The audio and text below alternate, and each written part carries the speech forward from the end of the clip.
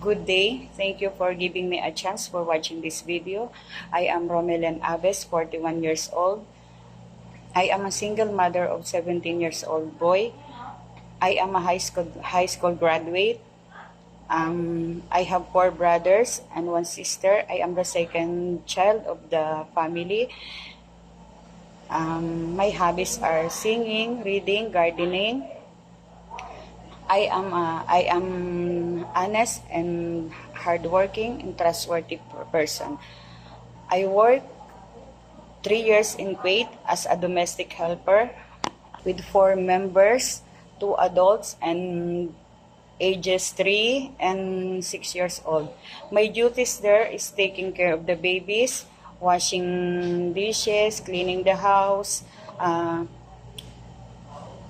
bring the baby in the school, ironing clothes, and sometimes I have to arrange the things of my employer. I cook sometimes, only had a baby simple foods because they have cook there. I have 1 tattoo in my arm. The name written there is the name of my son.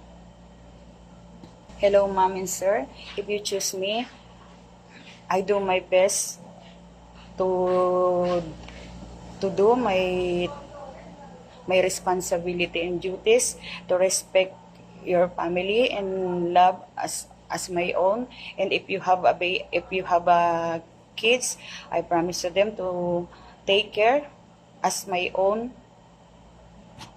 I will do my best to finish my contract, and hoping I would stay with you. Thank you. God bless.